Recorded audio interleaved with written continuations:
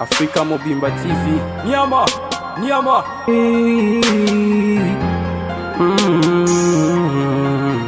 Hey. Africa Mobimba TV. Nyama, Nyama.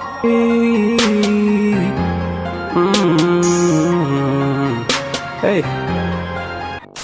Avant de commencer, n'hésitez pas à vous abonner et à activer la cloche pour recevoir toutes les notifications de ma chaîne. Et n'oubliez pas de me suivre sur les réseaux sociaux Snapchat, Facebook, Instagram et Twitter. Grand merci à tous nos abonnés. Bonjour, bonsoir, aimables téléspectateurs. Bienvenue chez nous, Africa Mobimba Télévision, la maison de l'excellence. Très heureux de compter Ebelo Borolanda Biso, Ebelo Boro soutenir Biso, surtout fidèle abonné na Biso, toi la fier Yako, s'appuyer na Bino parce que c'est avec vous tout ça la lutte au Ezara et Biso na milieu culturel, pourquoi pas na ba milieu social na politique. Alors dans le cadre de cette émission table ronde, nous sommes encore revenus. Na osati on a Biso une équipe na Biso, comme vous pouvez le remarquer, na gauche na nga, tout na Killer Kilesi, na droite na Maître Joe Mato, PO Boilelo, en même temps toujours tourner mission, en même temps à refêter anniversaire na ndenge toi Boeto et batté after nouveau né dans mon bébé sur ce plateau after émission maternité Mayangani Rosala au rendez-vous, on ne sait pas encore, mais tout souhaiter ensemble na bino tout pour la Biso en tout cas d'entrée de jeu topé si bon séjour à Messi Kofi Olomide na zone Schengen en France. Bon séjour en section. Non, on vient à Biso Boga. Vient à Biso Boga.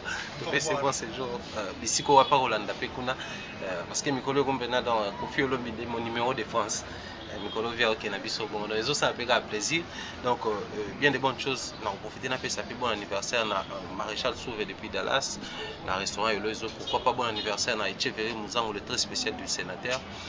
Bien de bonnes choses dans tout bas Rolanda Biso. Alors sur ce plateau, tu remets un tout petit peu quoi analyser sur l'arrivée de Kofi Olomide en France, son comportement et en même temps on va essayer de voir sur le plan culturel qu'est-ce qui est la présence de Kofi Olomide en Europe après plusieurs années na Azaki Kloué na Mboka, Azaki na possibilité au côté zone noire et lelo il y a zone noire. Qu'est-ce que ça peut rapporter de positif dans le milieu culturel? Oui, il y a un phénomène, il y a un phénomène combattant, il y a un manque de considération à l'endroit de l'artiste et puis influence à les musiciens et quitte à qui circulent librement. Ils ont essayé de nous dire comment ils se comportaient avant et puis après, il y a un petit changement. Fanatique, africain, pourquoi pas le monde entier. Donc c'est autour de tout ça d'être au Meka Kosola, le Killer Kilesi. Bonjour. Bonjour à toi Thierry Boumba et puis bonjour à Maître Joe Mato pour notre bébé et puis à Mandégotu à Africa Mobimba, tous les abonnés en tout cas, les sont des abonnés fidèles, vous appuyez là-bas parce que la Métarabino pose encore davantage chez leur agency. Et puis les Goban sont assez peu la position et puis ceux-là qui ne cessent aussi de nous apporter main forte comme d'habitude. Donc c'est un grand plaisir pour moi d'être encore sur ce même plateau avec toi et puis Maître Joe. Comme même le bébé Joe Matopé. On a habité quoi. On a habité sur la mimé, on a le bon, de manière exceptionnelle en tout cas. En tout cas, merci d'abord Nayo, Thierry Mumbaya, Faron, Nengana préféré Nanga Robin Nayo.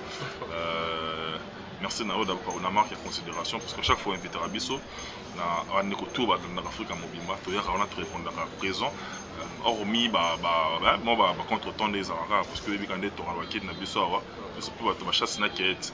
Il y a un mot de kota Ramoni, un mot de Bongani mais anytime tu seras toujours en ligne et merci Nayo, merci na Biso Killer si jamais des chèques tu vas répéter tout le temps tu seras toujours attends tout le monde a mingité mais en ligne tu seras bonjour et ça la moi santé banara banini ça la grand bien en tout cas des cas bobo souhaiter un joyeux anniversaire ça linga bien bah oh y a un peu bah ça linga ba vidéo bah master ba musicien bah master côté politique et tout en tout cas on a bien on a essayé de mais bien que je suis encore convalescent mais tout ça on a toujours sauf les devis les kignons sur la moutouya ya monde quoi donc on a ninga kati na libanda bino ndebo mona mais na kati ndeko na donc na ninga kati bina na phase moko naturel na phase moko bon jusque là to rétablir vite fait pour talara il faut par rapport à maître Joe Totika na yo puisque tout ça on a yo na maloba Kofi Olomide à nouveau na zone ya France pour le Schengen parce que tu veux que ninga à France il a maintenant la possibilité il y a encore à Belgique en même temps il y a encore peut-être pays qui sont composés Schengen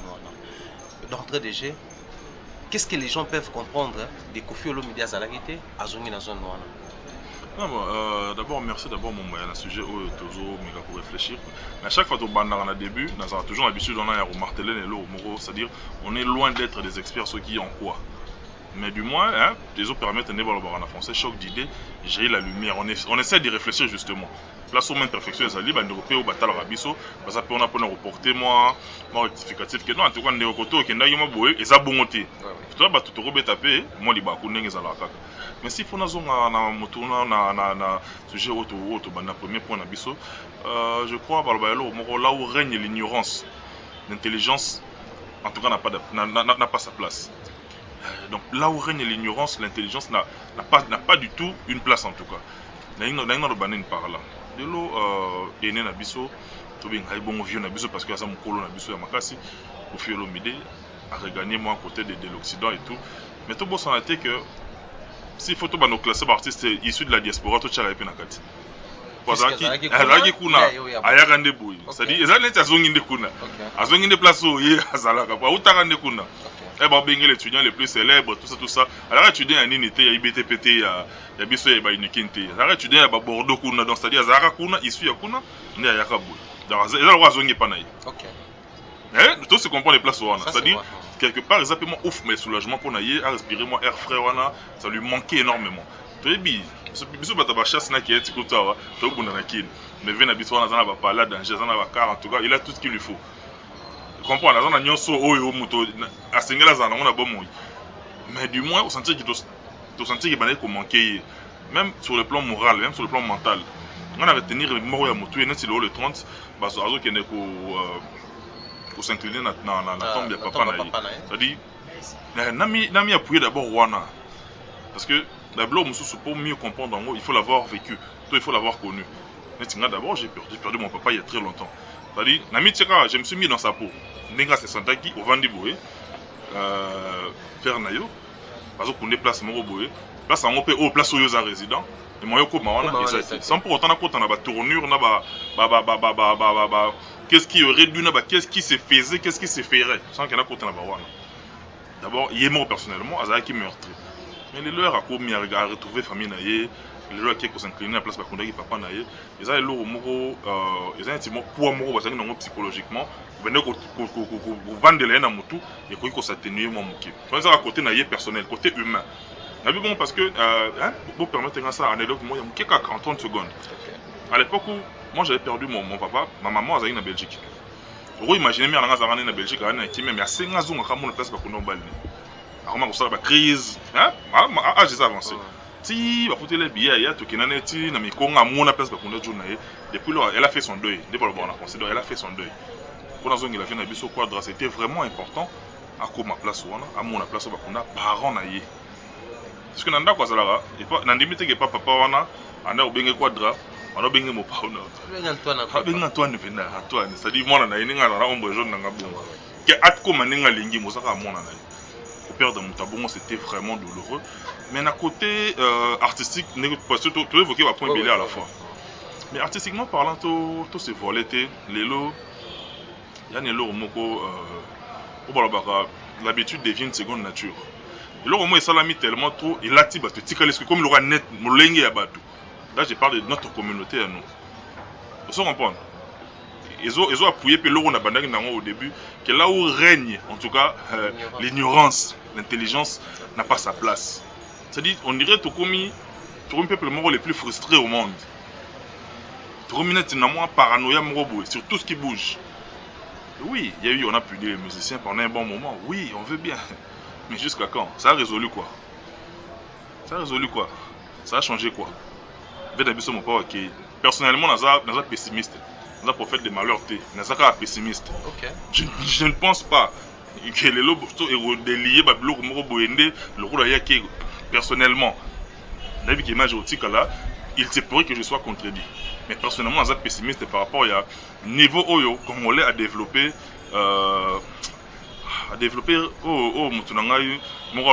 donc à comme ici mutema ngabina ti lekyo alandi ya zasko ya muke do so ya sukoli epe donc mutema abezongela parole on peut mafuta de développer le moko boye on dirait faut tout ça non ils a passé pour le maison mais prison a prison n'engin zalaki liboso ba groupe PKI ba gay ba tout ba sali ba achat ba salon de coiffure ba sali musala ba teka bilamba ba teki voilà ba salami mais autre temps autre mœurs mais tant où il y a le tout vivre les lots je doute fort qu'ils ont nationalité de liboso.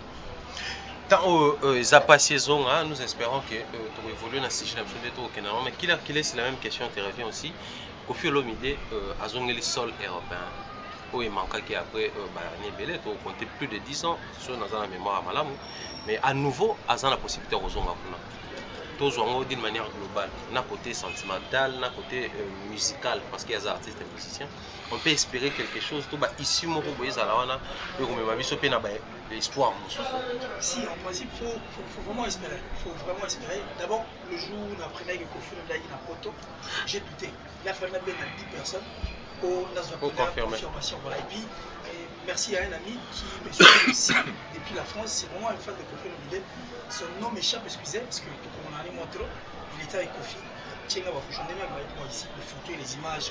J'ai dit, bon, c'était vrai que Kofi est arrivé en Europe. Alors moi, je dirais que ça, ils ont fait un ouf pour le grand Mopao. Parce que je ne retrouvais plus Kofi Olomide personnellement.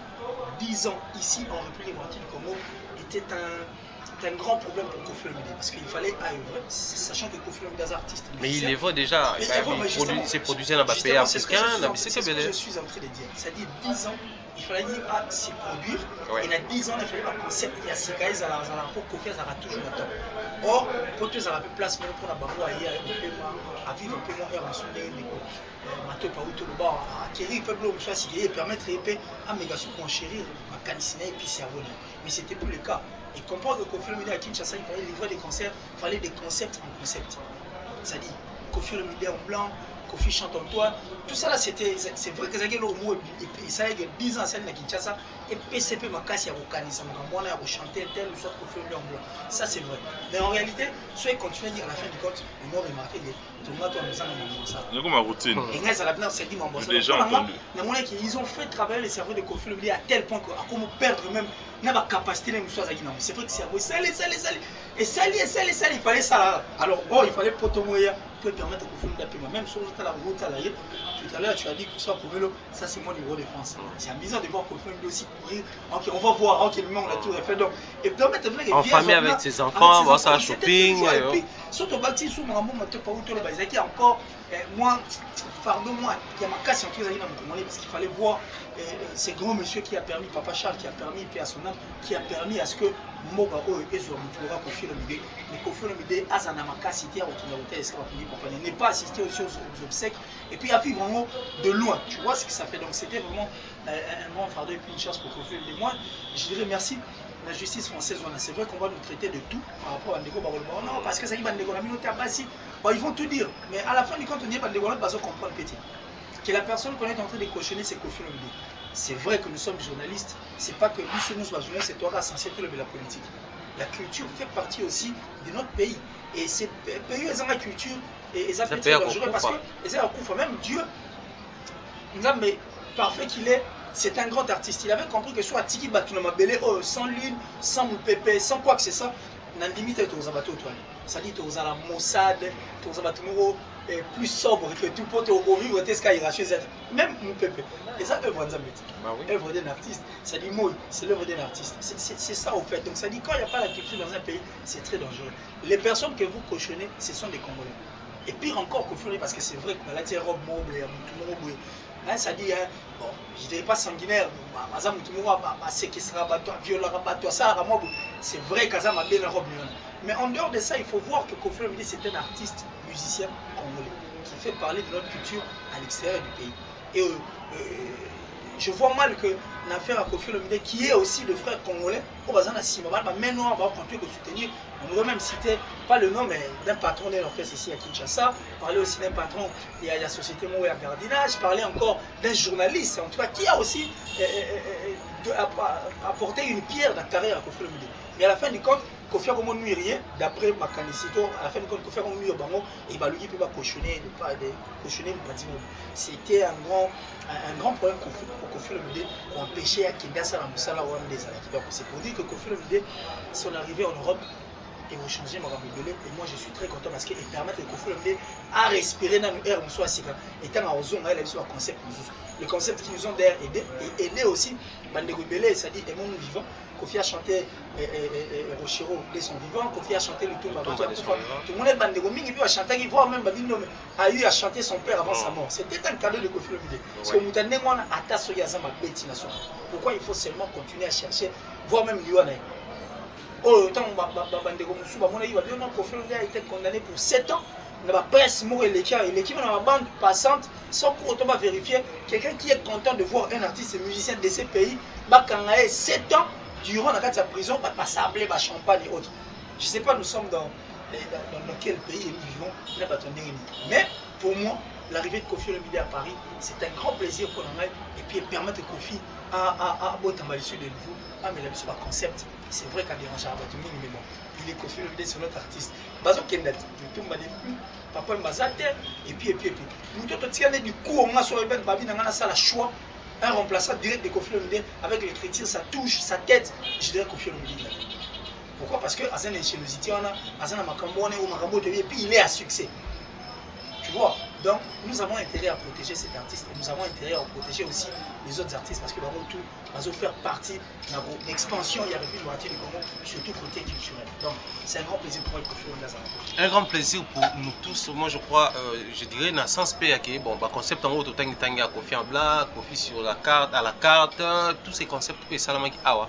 Et il y a un sous qui toque ici, Kofi avait la possibilité, non seulement il y a Okenda Kuna, mais à ces produits, peut qu'on a concept et où tu as Kofi chante le Tumba et que Kuna Kofi chante le Tumba bon il y en a qui sont encore en plein makasi mais il y en a qui peut-être est initié encore batumsu davantage ba emboîter les pas pour répondre la même chose parce que bibiso to ko boya batitre ya postime wana boy à un moment donné il y a bateau baza vivant bateau ba ko sa mama là on ne sait pas qu'on honorer bango on ne sait pas qu'on reconnaître bango dès que baza non vivant pourquoi parce que to ko loba bato wana ba kende tout ça batitre postime mais pourtant de leur vivant trouver que ça là moi je crois que c'est une très bonne chose mais maître Dieu toujours également moqué maman ya Kofi Olomide prenez besoin ya kozonga zonga penza mo moqué sima pour voir les dossiers a été traités comment la justice s'est comportée comment mais je mérite total la siko ba issue parce que après la justice on a, je ne sais pas s'il faut les abusifs, mais on a relaxé Kofi Olomide puisqu'il a la possibilité ya kotaka na mboko azaki kobanga okota pour ba pekisa ke kokota te mais moi banda kobanga soka akoti pe ba kokotia maboko eko makambo solo kwa ndeko bemba mais Kofi Olomide azongi kokenda. En même temps, c'était les dossiers danseuse, violation, séquestration, Maramouan Sotoyokaki. Mais après, on espérait peut-être voir que Maramouan aussi, là, vu que la justice a déjà tranché, Naïbi que loi, topé droit, ils ont permis à mon ça fait appel à nouveau, soit ça vraiment convaincu dans Makamboana. Mais aujourd'hui, quand on voit, il y a des gens qui commencent maintenant à projeter pour initier, marche. Il y a protestation. Kofi Olomide en France. Si on a en Belgique, en Allemagne, on va protester. Est-ce une bonne manière de procéder?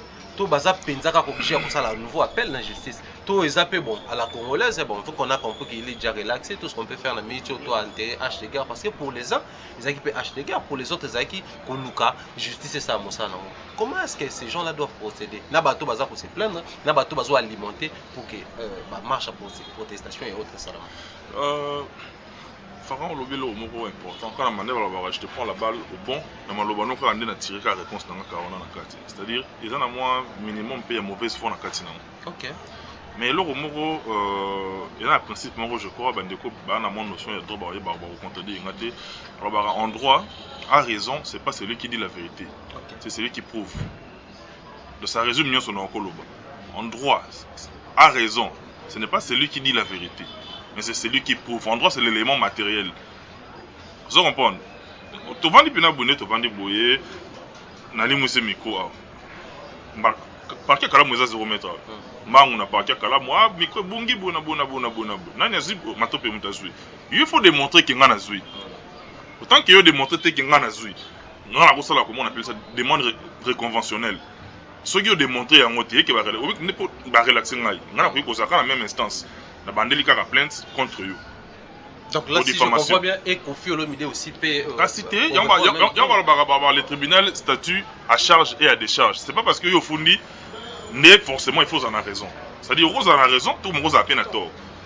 parce que ça pas point oyo je crois nalanda qui paye avocat Kofi alors bah il le roman genre mais na santa qui un esprit on a tiré au ça la demande conventionnelle il y a ko bander la plainte tout ça bon parce que à entendre ou à observer le dossier na kati nango en tout cas ils qui nango recevable mais qui n'est du genre non fondé pour na kati nango on dirait bazaki vide d'éléments donc moneti comme na niveau on bande on a biso mususu wana na dans ngila kama mbolo lo baki c'est-à-dire de développer culture ya frustration makasi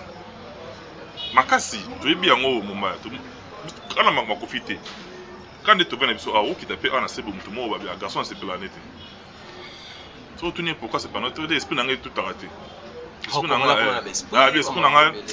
esprit nanga bien makila nanga ni tout arrêté tout anenge nini makila nanga tout makila c'est glace tout ya nini tout anenge. Tu vois l'esprit au Congolais développé. Parce qu'on te développe à tous les niveaux. C'est-à-dire non seulement la politique, ce qui est dans ma Bible, au coup de pasteur, pasteur tel, tout le monde a bien rigolo. Pasteur moi Betty Boy, sous sa son c'est lié crochet. Au moins à niveau de Kendel. Aucun la politique, aucun sur la bête qui vous a structuré. Nous avons ça la paix défense non.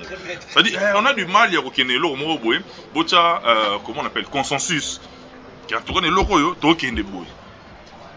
Ils a pas si pour la culture congolaise les lots. C'est tout un bon esprit wana. Aujourd'hui le roboloba qui leur mtaloba qui et puis par paraphrase qui est un peuple sans culture ils a mort. Culture ils a bien mais il faut ils a une bonne culture. Alors je pense que musique na biso pesa parmi ba vecteur à makasi oye mema drapeau ya mboka libanda. To kitato mata. Tu vois l'espace Schengen. Ils a plaque tournante de musique na biso.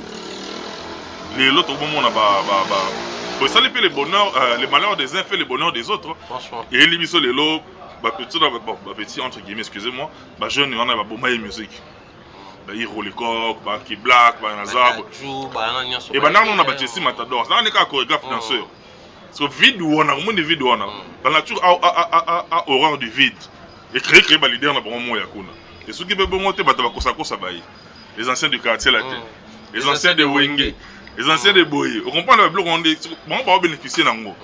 Est-ce que ça se trouve que bateau on a pu voir dans le c'est pela qui compliqué peu biso parce que bon c'est pela moi ça entre guillemets ça hypothèse n'habite que boya forcément non mais bah mon on peut comment manque à gagner pour na bango que nous les pénis sont normal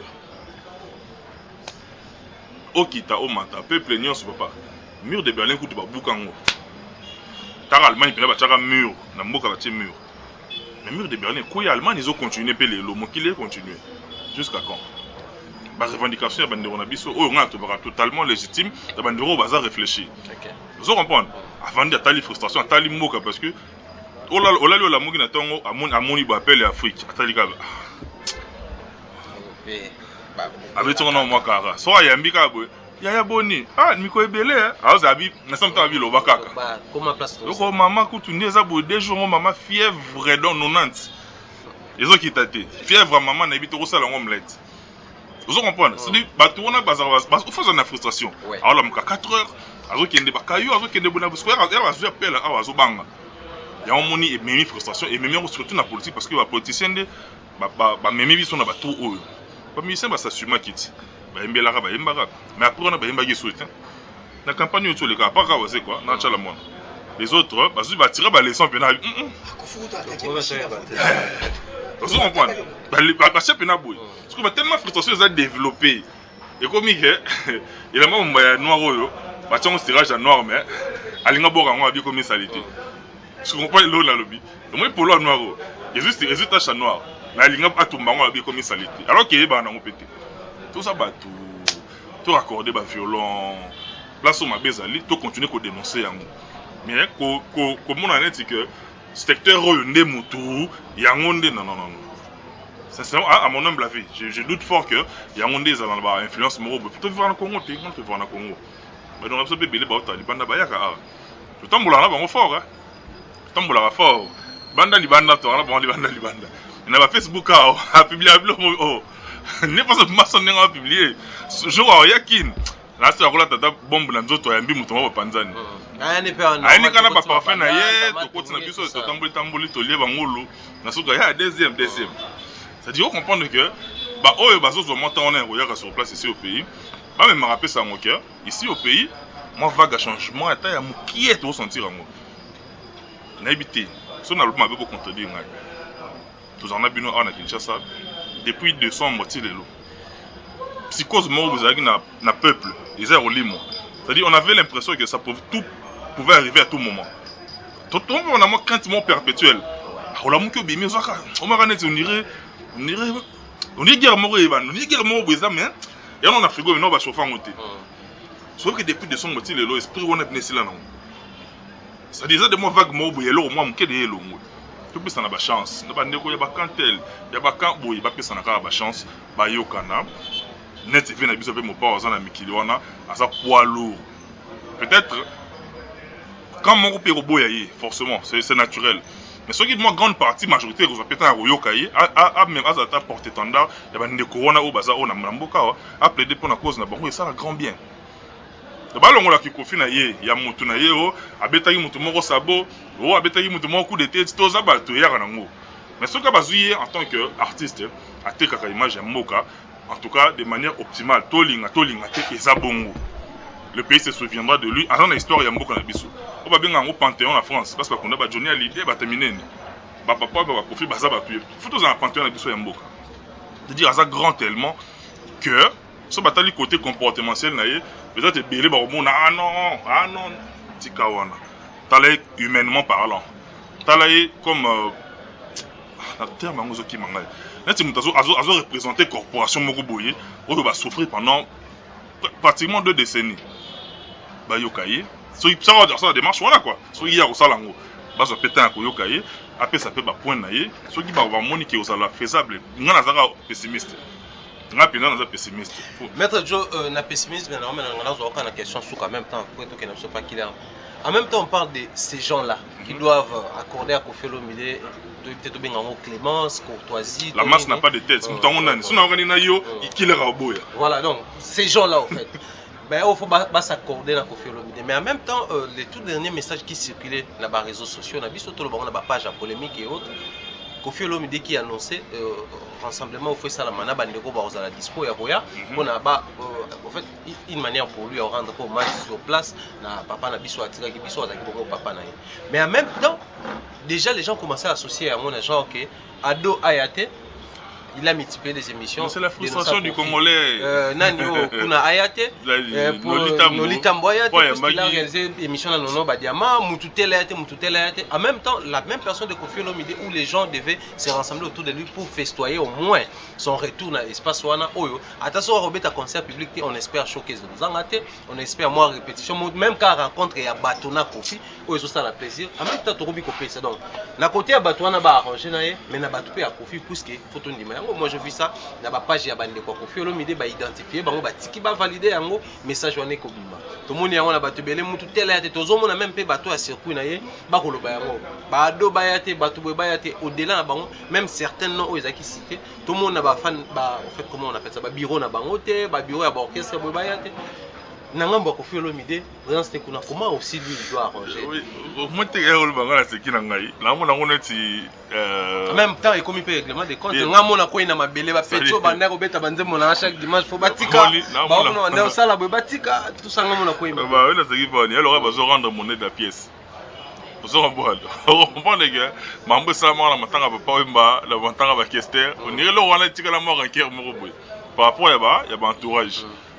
Ce qui bango net par exemple bango montonet déjà tout se volait fasté déjà BCBG na structure na mobimba on les voit pas assister na eloko wana ya lelo ça dit bango déjà ba oyate donc on a besoin lo bana bango te ke boyete pour ba oyate vous comprenez parce que il faut s'affirmer s'auto affirmer ça dit il faut qu'à eloko mo ça la mapo et le créer un équilibre d'une manière ou d'une autre que nous on a subi ça ça peut être ça libre. Est-ce qu'on m'a bien écoué ce qu'on est une corporation à Bissau. Nous qu'est-ce qu'on a à voir. Nous sommes à Yambi Mumbaya. Mumbaya on a raté. Na killer tourna à l'endel. C'est-à-dire les propos de Mumbaya n'engagent que Mumbaya. Ma bien de ceux qu'on a posé la question incitative. Oyo na fond les liens brèche pour qu'il ne kuna ou bien appuyer en. Voilà ni comment mabi. Et comment je pose des questions. Na banu maka banu gonote. Yate que l'on a un bureau na kina un oncle na bino, beaucoup na un en classe na bino. Non. Culture il y a critique, il faut tout développer en Congo. Bazo supporter critique T, c'est-à-dire à tous les niveaux. Il suffit quand le bagara sur le biga en tout cas moni nzambe. Ah OK. C'est pas hasard mystique. c'est plus quoi on a bozambe na ye ba angelo na ye mais ba angelo na ye bana ba problème na ba mapapu c'est nga ba zota moi vix ba nini keba oyo akomikadi oyo seke faut abatindi faut abatindi le bateau ça moi quelques rares personnes c'est biso to kotaka partout na kendara pas fallu na kendara pas faire na kendara mon fleurir pas dans les vieux quadres na kendara par-ci par là pas BCBG na kotaka partout ça dit bazo la tisa bazo bilo moko oyo bana ont besoin te ba bazaka na ba ligne wana ba yebana ba ça identifiable oui que mutu tel on est là il y a corporation na ye alobelara mutu tel vous comprenez donc cause la tête trésor lumière il y a zamba ça l'émission ya Mrambo Chibi cause la ngote voilà là on a avant l'émission là quand moi hier on a souhaité bon retour na partie RFI Abimi un peu maman on peut pas libande bien on se fait transport à Matonge et là on est bando manqué penza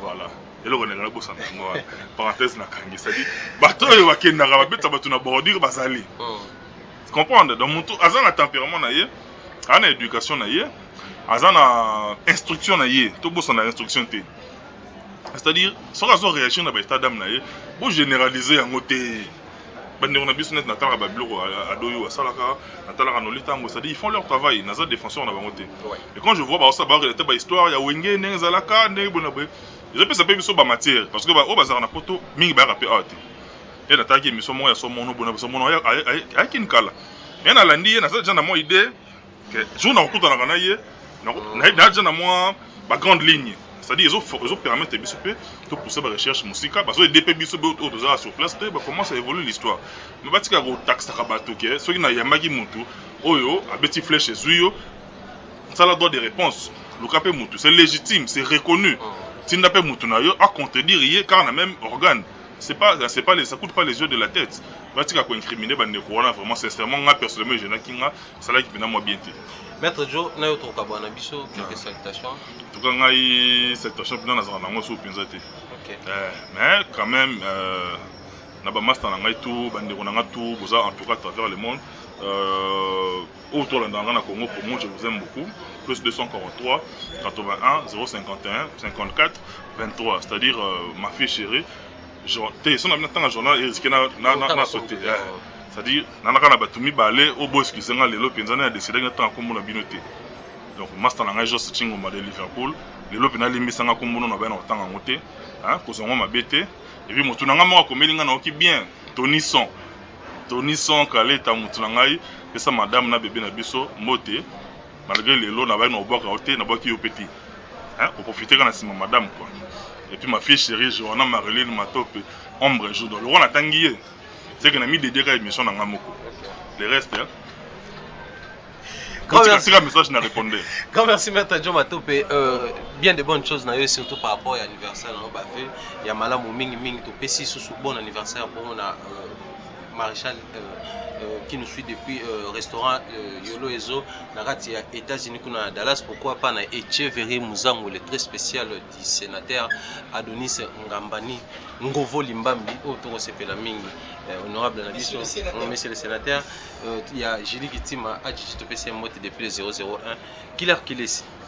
La même question te revient pour tout chiter Nabiso Napiwana. Les gens de l'Europe qui s'organisent, qui s'unissent pour organiser des marches et protestations contre la présence de Koffi Olomide, puisque pour la le dossier n'a pas été bien traité, ou la finalité c'est que s'attendre dans la route. C'est une bonne manière de procéder dans le temps où le dossier Koffi Sazouni. En même temps, côté Koffi Olomide, il y a eu des messages qui circulaient, Noli ne doit pas pointer. En même temps, et puis tout y a c'est le rôle là qui cité derrière le dossier, on va pousser dans pas le mission. Voilà, je crois que Neto Sola, les analyses, mais tout le monde pour apporter moi je crois qu'aujourd'hui on accuse Koffi Olomide parce que là c'est une robe et c'est une robe que Koffi porte depuis la nuit des temps. D'ailleurs, Koffi étant moi je l'appellerais prophète, étant même pas petit frère à Jésus. Soit on comprendre que Koffi sa vie. Même hier moi soit Koffi que Koffi nous soit là il y a un c'est clair parce que tout ce que Koffi fait, l'ingéniosité de Koffi Olomide, on a évité. Nous retrouvons mon artiste de Belete. Et je dirais aussi que Koffi Olomide soit la chance sur ma propre bazoa, rien que par son ingéniosité. Alors, vous voulez que nous puissions perdre une personne d'attente, mais peu importe ce que M. Kofi Olomide est. Vous voulez qu'on perde un artiste comme Kofi Olomide. Au Kofi, comme vous disiez, même les vieux, oh, la musique, alors, Kofi Olomide aujourd'hui, ils sont plus paix à leurs âmes, mais du moins on comprend que Kofi a une. Ça dit, c'était un élément qui, bateau, Bazaki, tourner tout, on comprend que Kofi sera un grand peut-être dans les choses à venir. Alors, le roi, ça va vraiment bête, on a vu surtout Mounsaki. Aujourd'hui, on accuse Kofi de tout ce parce que mais vous saviez ce que les autres présidents des orchestres font ici, en République du Congo, l'équipe même Kofi Olomide, Namabé. Basali Saraba, test sa danseuse. Test sa danseuse, à Osalango, Yemoro président, avec les danseuses dans sa présidence, Namoudute. Yeko maître chorégraphe, Yeko danseur tête en chanteur, mais il fait à Osali Saba, la danseuse test, Nandakunaï. Donc, on sali test, on sali sous la test. Et baloleli, il faut y aller. On sali test, on sali la test. Un rouleur est bien. Ah, justement, il y a des sœurs, en gros, ça même pas mineurs, qui font des histoires impossibles, collègues, même au biseau tout autant à Kofi Olomide. Mais seulement parce que Kofi c'est un démon que nous connaissons, et les autres sont des anges tués. Maintenant, des mots tués, n'a pas ange tués. Bah, tu n'es pas tout ça, confiance. Moi, pas Kofi Olomide, parce que tu dis qu'il est des mots bon. Le roi a des mots, tout ça est fort, on peut facilement vivre avec Kofi Olomide qui vivre avec tous ces hypocrites. Ils font mal, pire que Kofi Olomide. C'est vrai qu'on accuse Kofi Olomide, on a dit pas le des marches pour empêcher, pour rappeler que justice est justice à mot. Là, on va dire que ils ont état de droit et ils ont bien justice et pas. On a justice de lutter dans moi alors. Ça dit il y a une corruption dans tout ça. Et pourtant justice est dans la France. Ça dit bateau parce que quand ils m'ont basé en la France. Parce qu'avant de combattre à niveau 10 ans durant, ils ont eu le temps de voir les choses du bon côté, de bien regarder et traiter minutieusement Bamarambo et Banerou. Si ils ne réunir, vous voulez que Kofi Olomide soit condamné, surtout cautionné pour quelle raison? Parce que Moundela, moi je sous-attends Gaï Moundela. Oui. Qui n'a rien à voir avec nous. Et la justice française, c'est une justice que nous connaissons tous. On a besoin que nous avons un état de droit. C'est-à-dire c'était une justice et puis juste. Je ne vois pas pourquoi il faut tout comme on a niveau. Et puis le Kofi Asali asala ya mabe makasi kasi kolekata lisu modana e o kutunzamba limbisa o ya bozo bolimbisi. Pourquoi ne pas se retrouver autour d'une table? Bon mais Rosola, essayez de écouter aussi Kofi Olomide, même Moutou Abomi a quand même le droit ya au samba. C'est-à-dire qu'il faut écouter Kofi Olomide, venir vers lui pour retrouver c'est-à-dire moi terrain d'attente Moussoussou collègue quand même la justice parce que c'est Balbanabi Toumba, c'est le plus fort qui gagne. Mais de la paix, c'est tout le monde qui passe à la vainqueur. Donc, si nous voulons être vainqueurs, nous tous, mais carrément Kofi Olomide est en Europe, Azanabi Luguna, Pembeni d'ailleurs, et puis Kuna a aussi la distance. Nezala Apple, on a mettre moi au Kango, qui voit quand, mais Kuna se peut facilement par regarder ça la shopping place aussi. Mais appelez Kofi Olomide, retrouvez-vous autour d'une table, vous tournez vos solennels, et puis vous voyez qu'est-ce qui s'est passé réellement. Donc, on retrouver solution dans la Ndengue et Belé. Oh, ou soit, Ndengue bateau pour tout le bois, et comme il à Modi à ma bien, on s'est dit, on a sachet à Sikadon. Même Nagoya Kofi Olomide a poté et au plaire sous nous dire, et Koya n'a au ça la paix que Marambe Belé, vous ne voulez pas de lui et vous voulez faire autre chose à la place. Parce que vous avez besoin que Kofi Olomide c'est ce que je suis en train de.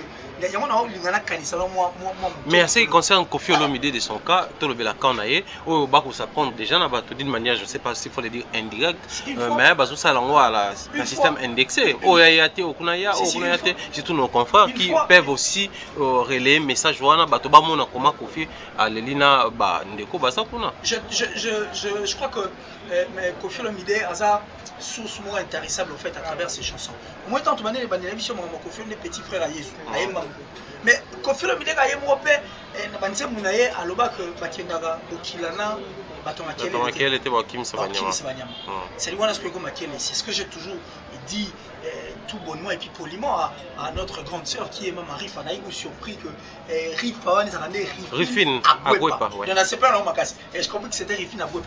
Je me suis même adressé dans l'économie sur Sandra Kaza Dibissassi. Cela peut même une fois on a toute robe. On a eu le temps de parler.